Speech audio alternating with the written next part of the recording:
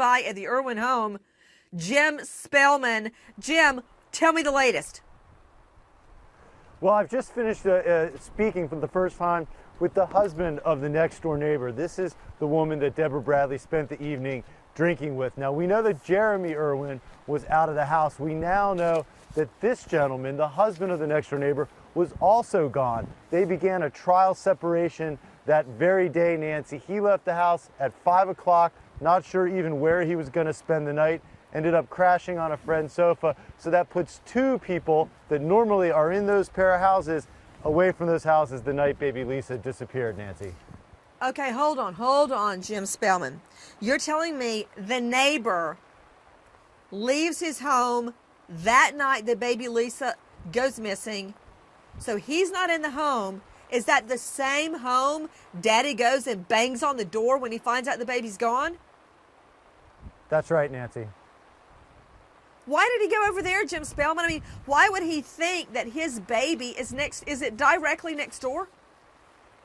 It's directly next door. They almost share a driveway. We know that the woman next door occasionally babysat, and we know that she was with her that night, so maybe he ran over just to see if somehow she had taken the baby that night, if Deborah was drinking, but we don't know why he went there before he dialed 911. I do have to add quickly, Nancy, that this man, the husband of the next door neighbor, police tell us that they've interviewed him and moved on, and they don't feel that he is an active suspect in this.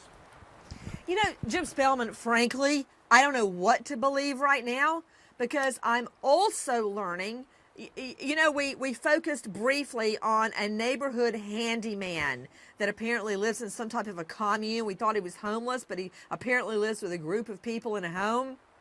Now I'm learning that that mystery phone call, the night baby Lisa goes missing, Mommy says all her cell phones have been stolen from the home, that she cannot make an outgoing phone call because she didn't pay the phone bill on the cell phone. We learned a phone call was made that night. And now we know it was made at 8:30 p.m. Baby Lisa seen at 6:30. The phone call goes out at 8:30 to the handyman's ex-girlfriend. Now, that sounds like to me the handyman made the phone call. Why would Deborah Bradley, the mother, make the phone call? Right. Well, we don't know who made the phone call. As of that big search 2 weeks ago, in that affidavit, it says law enforcement still had not found those three phones.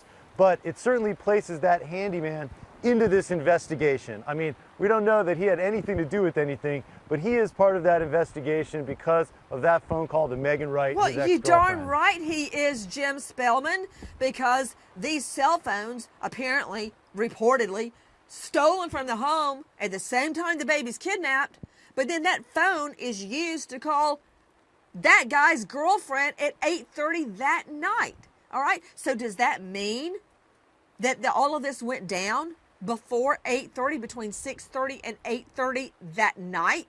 I mean, the implications are endless as to what's going on here.